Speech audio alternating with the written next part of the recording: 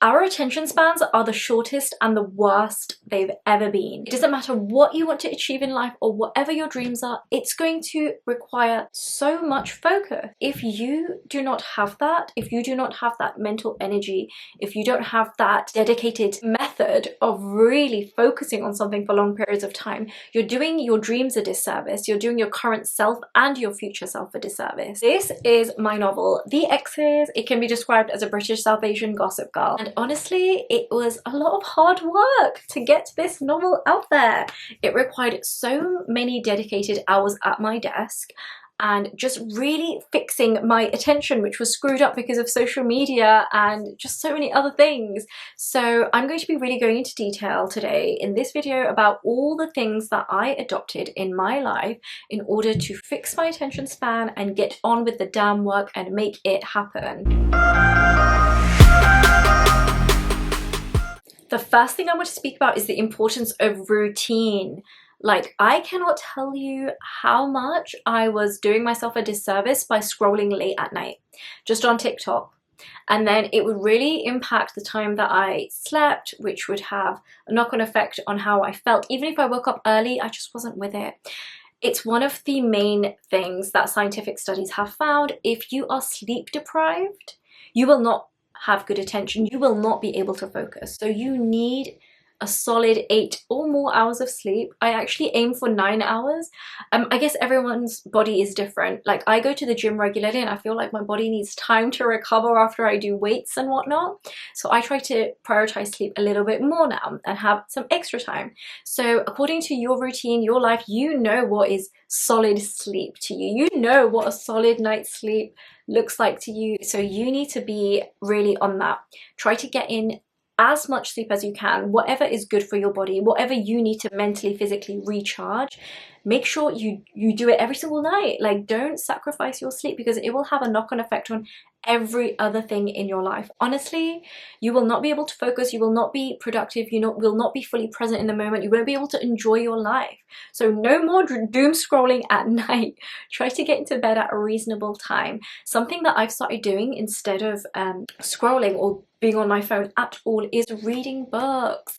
I absolutely love to read. I'm a writer anyways, and in the past I thought I needed a break from that because during the day I was doing so much reading and writing, and I realized I just need to pick up books in a different genre to what I'm writing in, and that feels like a break to me. So yeah, whatever you feel like will help you switch off, pick up those books. If self-help books make you feel really alert at night, which is what they do for me, I start thinking about, oh my gosh, I need to improve in this way and that way, and it's actually stressful for me. So I read novels at night, and novels in a different genre to what I'm currently writing in. The second point I want to make is to eliminate distractions, okay? Like, just eliminate them. I used to have Netflix on my laptop. I don't know what I was thinking. What was I thinking? I literally used to, anytime things would get hard, I used to just open my Netflix app and just be watching things, and it was so unhealthy. You really need to learn to remove distractions. You know yourself, okay? You need to be honest with yourself, hold yourself accountable. All the things that you're doing that are unhealthy for your attention span, for your routine, for your tasks at hand that you need to get done, eliminate all those distractions. I've started basically leaving my mobile in another room. I've started deleting all the apps that are distracting. No more Netflix. I actually have the Spotify app on my laptop now, and I use that a lot. I listen to instrumental study music, and that just helps me get into the zone whenever I'm writing. And I actually finished writing my second novel just earlier this year, and that's what I did. I put everything away, everything that would lead to procrastination and distractions, and I really reflected on all the things that helped me focus, and I started embedding them more into my routine. The third point is to try timing yourself better, and actually the thing that's helped me the most in this regard is the Pomodoro technique. Now, Honestly, procrastination was gone like this. It was just gone because I would put it on for 25 minutes. Oh, for those of you who don't know about this technique, the Pomodoro technique is life-changing, okay? If you procrastinate or if you're easily distracted, put on a timer for 25 minutes, and in that block of time, you are not allowed to do anything else. You cannot, even if something comes into your mind like, oh, but I had XYZ to do, make a little note of it on the side and put it away. You have to give that 25 minutes in a focused way to a specific task. No multitasking, trying to do like so many different things. One task and 25 minutes go. And honestly, like I would just get into such a beautiful workflow. And then it's like the moment that 25 minutes were done, I would be like, oh no, but like I'm really in the flow of writing this chapter, or I've got such great ideas coming. And then I would take a little break just to like relax myself. And then I would get into it again. Something I do want to mention is that the relaxing part is really important. If you just keep going for like an hour or even 2 hours, the burnout is going to be real. And I've experienced this when I'm like really in the flow of writing a certain part of my story.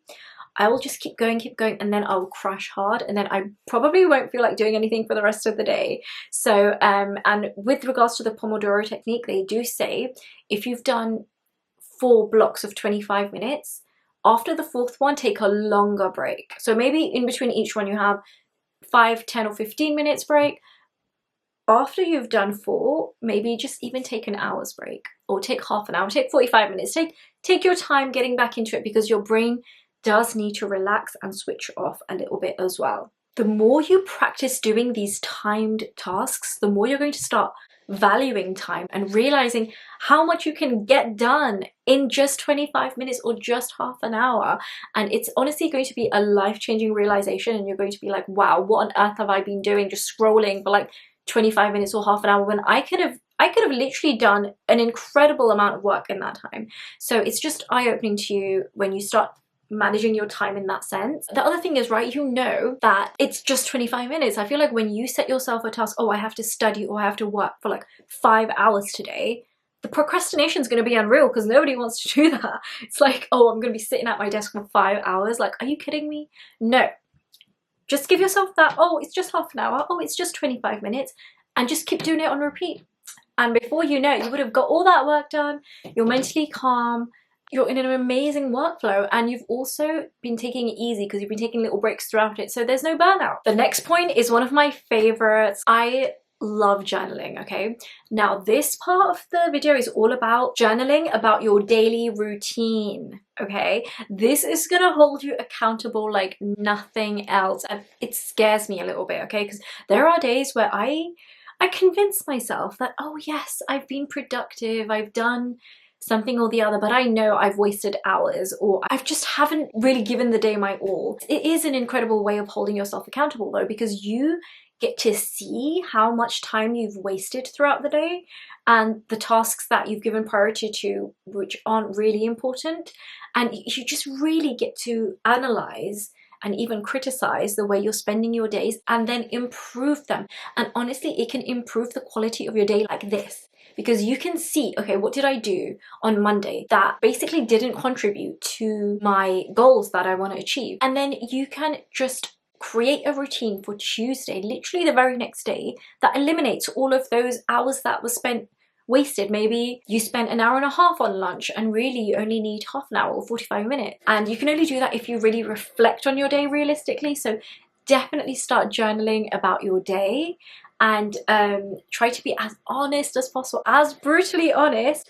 And before you know it, you'll really be able to refine what your everyday looks like. The next tip is to read more. Okay, I feel like nowadays everyone is into watching TV shows.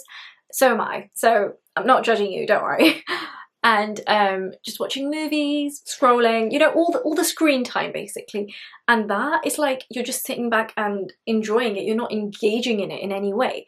When you're reading a book, you have to do the work. You have to think things through. You have to really understand things. Sometimes the vocabulary might be a bit tough and you have to really learn new words, understand the meaning and how they fit into the sentence. So it's a way of keeping your brain active and really honing your focus. Now, I'm an avid reader, so this comes to me naturally. Like, I'm used to reading 400, 500, 600 page novels and like just waiting for the good bits. it's honestly never instant gratification with novels or with books. Like, you have to wait for it to really build up to that.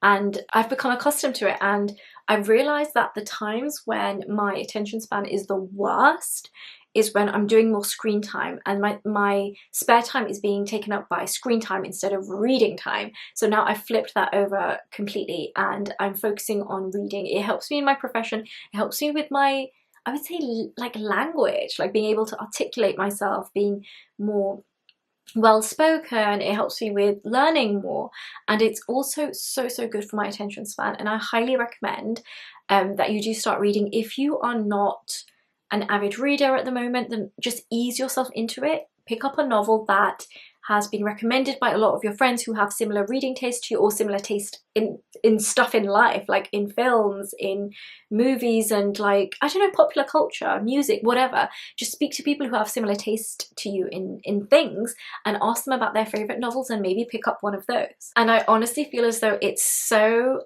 addictive. Like, once you start reading and you really enjoy the story that you're getting into, or even with nonfiction, if you're really enjoying a self-help book or whatever you're reading, a history book, and it's just making you feel like amazed, like, wow, I'm learning so much, or this is so interesting, it's going to become addictive, and you're going to want to start reading more, and it's going to be the very best thing for you. Speaking of reading more, you might want to check out this book right here, written by yours truly. The Exes is actually my dream novel. It's the novel that I wish I had access to when I was younger. It's got British South Asian representation. It's actually been described as a British South Asian Gossip Girl or Crazy Rich Asians with a South Asian twist. It's actually an opposites attract love story between Karim Malik and Zara. They are like opposites in every way, and yet when they meet, sparks fly and the story really kicks off. So this has a sassy anonymous blogger in the vein of Gossip Girl. It has a big fat South Asian wedding, gossiping aunties, a swoon-worthy opposites attract romance, and love triangle. So our girl Zara here is stuck between her bad boy neighbor slash childhood crush and this world famous influencer who suddenly has eyes on her, and everyone's obsessed with him, but he's kind of drawn to her. And I'm not going to ruin the story, but they are just, I'm going to a little snippet of how they meet. So she's actually from a working class family background, and he's very upper class, and they meet at an event where she's working as a waitress and he's attending, and they just have an interesting meet cute. You know what, I'm not going to ruin the story, I'm not going to say anything else, but it would mean a lot to me if you pick it up, and let me know your thoughts if you do. The very last point I want to talk about is the importance of switching off. Now, I feel as though our brains are exposed to more than ever before, and it's really overwhelming. From the moment we wake up, it's the news, it's social media notifications, it's like work emails, it's just constant. Like, from the moment we wake up, it's like constant throughout the day. And I think it's just so unhealthy for our attention span, because we're just like multitasking and we're never mentally in the moment that we're in. And I've noticed even in social gatherings nowadays, it's like instead of communicating with each other, everyone's just sitting there scrolling on their phones, and it's like you're never fully present in the moment that you're in, and it's really quite sad. And I think this is what has a really detrimental impact on our mental health as well as our attention span. So definitely just try to switch off for certain points throughout the day. Now, I made the mistake of, in between my writing sessions, you know, my blocks of work in the day, thinking that, oh, if I just scroll for a bit, that's my time off. Really, what I'm doing is just dumping more information into my brain and not giving it a chance to switch off. And that's what I need in order to recharge for my next block of work. So actually just try to switch off, try to be present in the moment, try to literally do nothing. And I feel as though we're living in an age where that's considered weird now. Like, oh, but you have free time, why aren't you on your phone? Why aren't you scrolling? Why aren't you doing something? Why aren't you making a phone call? Why aren't you, I don't know, it's like you constantly have to be doing something, but sometimes it's healthy to just do nothing. Like, look at nothing, just be mindful, be present in the moment, literally meditate, take it easy, just switch off from everything for a while and let yourself relax. And I honestly feel as though I've had so much more peace in my life since I started doing this. And in between my like sessions is usually when I'm doing the Pomodoro technique and I'm working throughout the day. In the breaks I have in between all of those sessions, I will literally do nothing. I will just take it easy. And sometimes if I feel as though I have a lot of, I don't know, a lot going on in my head, I have a lot of thoughts just circulating, I start journaling. So I use that time to just get everything out, empty out my brain, just be present in the moment, just relax, and then get back in the swing of things for my next task. And it's been amazing for my attention span and my focus. Thank you so much for staying with me till the end and for watching this. I truly hope that you find value in this video and there are some tips in here that are going to help you fix up your attention span and totally slay all of your goals and make it happen. Until next time, take care guys.